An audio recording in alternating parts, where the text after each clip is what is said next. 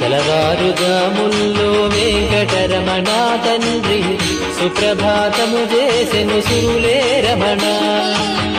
పంచామృతములతో వెంకటరమణ తండ్రి నిత్యాభిషేకములే నిత్యము రమణ.